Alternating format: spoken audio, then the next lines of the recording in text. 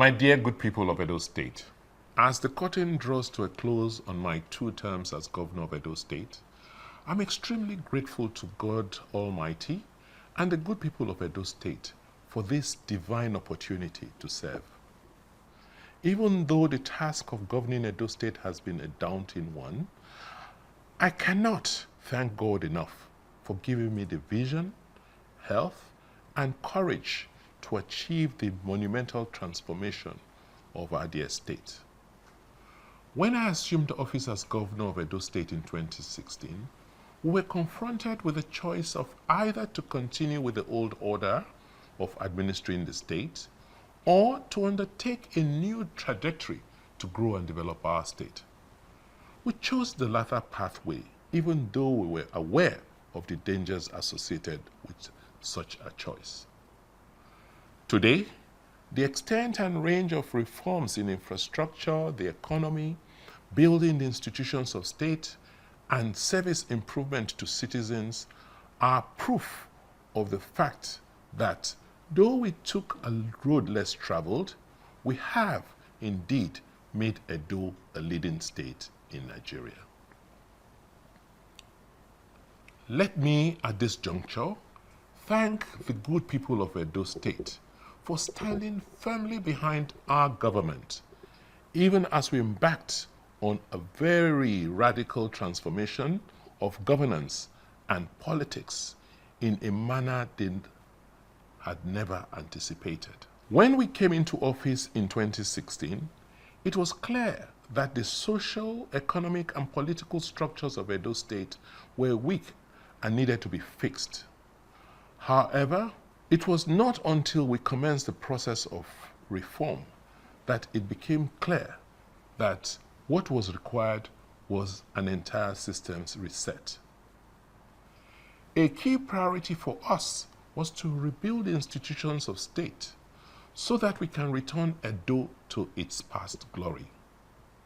To do so, we needed to build strong institutions, not strong men or godfathers. Over the last 8 years, we have undertaken a total overhaul of how government works in Edo. Today, I'm very proud that Edo parades Nigeria's most advanced public service. Our investments in human capital development, the working environment, digitization, and institutional reforms have resulted in a civil service that is nimble, fast, responsive, future-focused, private sector facing, and technologically compliant. We now recruit staff on merit, and our workers are constantly upskilled and are well motivated to deliver best-in-class service to the citizens of Edo State and investors. We invested in building a state-of-the-art secretariat complex and other hubs.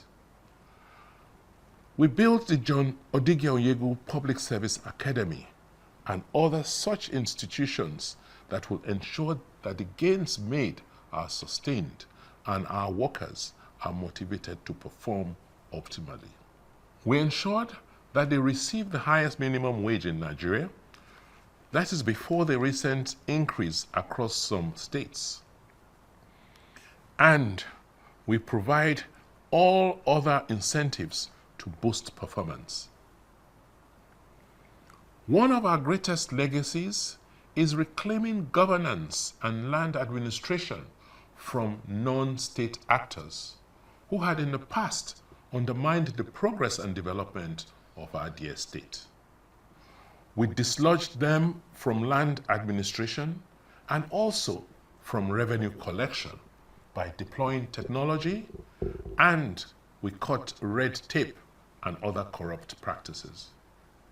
With these steps, law and order was reinstated in Edo, thereby creating the enabling conditions to attract investments and engender growth.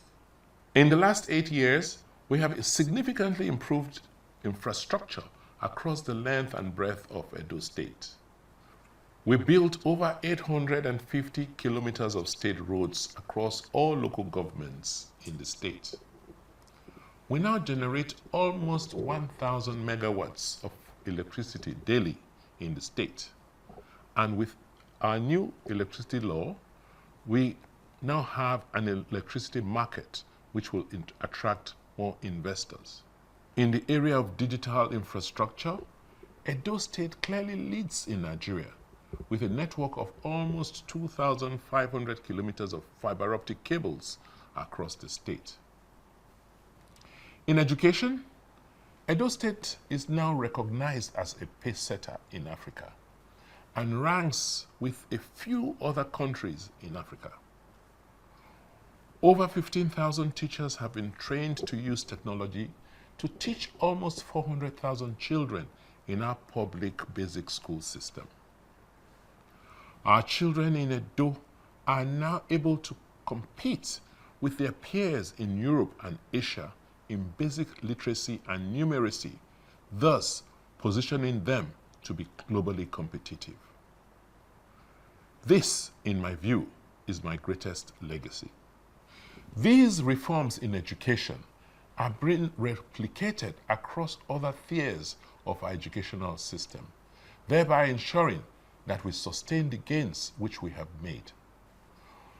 We have prioritized technical and vocational education and training, TVET, and have rebuilt our technical schools to train the human capacity in vocational disciplines for the industrialization of Edo. My dear citizens of Edo, I am leaving office fulfilled that we have removed the shame and stigma of human trafficking and irregular migration from our land. And I pray that with the massive improvements which we have made in education and vocational training, our young ones will never again be trolleyed overseas for menial jobs and treated like slaves again.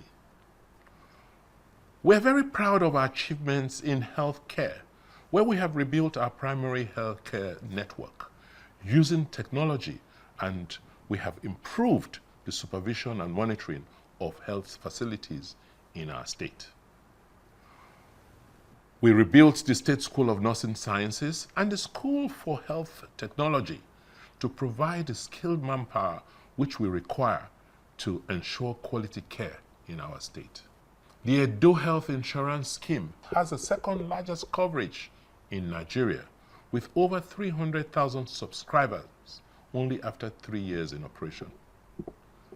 This has improved access to healthcare. The rebuilt 270-bed Stella Obasanjo Specialist Hospital will be a referral health center for the South-South region of Nigeria. The progress which we have made during my tenure in office was hinged on security and our ability as a government to ensure the safety of lives and property. We evolved a community-led security network that worked closely with federal government agencies to ensure that we have a safe and conducive environment for businesses to thrive. This system is supported by a state-of-the-art command and control center, which receives intelligence and incidences from communities and feeds relevant response teams for quick action. The system has been responsible for the relative peace in our state, thus making Edo one of the most peaceful states in South-South Nigeria. We started a revolution in agriculture in Edo State, where under the Edo State Oil Palm Program, we have allocated over 120,000 hectares of land for oil palm estate development. About 40,000 hectares of this land have been cultivated. With this and the strides which we have made in the cultivation of cassava as a feedstock for the 2 ethanol plants in Edo State, we have an assured future as Nigeria's preeminent palm oil and cassava producing state. We have also utilized our endowments as an oil and gas producing state to become a leader in the petrochemical sector. We have attracted 2 modular refineries, including the Edo Refinery and Petrochemical Company, which operates the 6,000 barrels per day refinery and the DuPont Energy Park, which operates an integrated energy facility, including a 5,000 barrels per day modular refinery. In addition to investments in hydrocarbons, we have also attracted billions of dollars into manufacturing of items like ceramics, tiles, glass, iron and steel, wood, and cement, etc. One of the main reasons why I contested elections in 2016 was my concern for the youth of Edo, who were losing hope and saw traveling out as the only way to hope. I am so glad that we have also invested in making our youths globally competitive by opening up opportunities in technology and the creative sector for them to thrive. We set up Edo Jobs, the Victor Waifo Creative Hub, Edo Tech Park, and Edo Innovates, which has upskilled our youths in technology and the creative sector for global opportunities.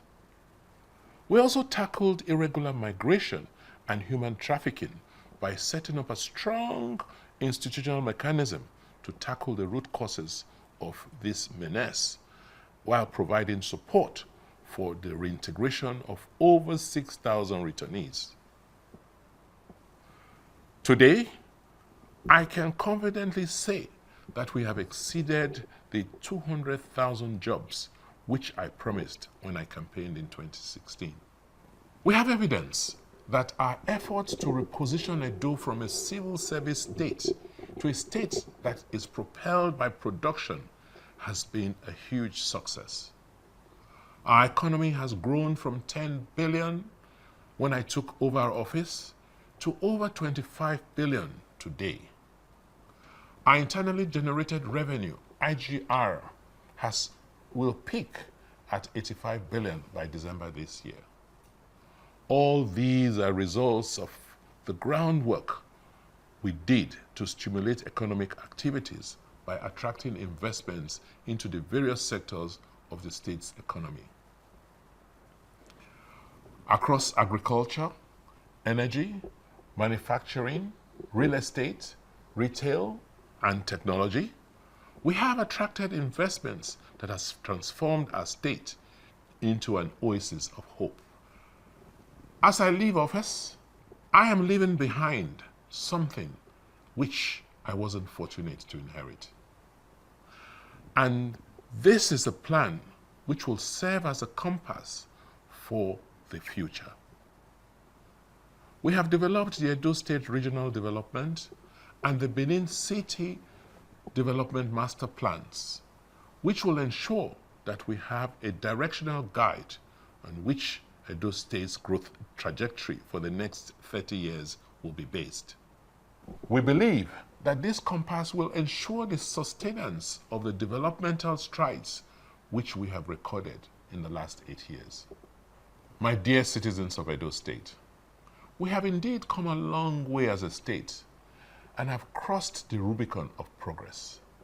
Our children are assured of a future of opportunities, and our youths can now see hope. As I come to the end of my tenure in office and reflect on the journey these last 8 years, there is sufficient evidence to show the remarkable progress which we have made. By working together with all those who mean well for our state and country, we have demonstrated that it is possible to change the circumstances of our state. Unfortunately, recent events and the conduct of certain elements in our democratic space have shown us that the light which democracy and good governance beams can be dimmed. However, it can only be for a while.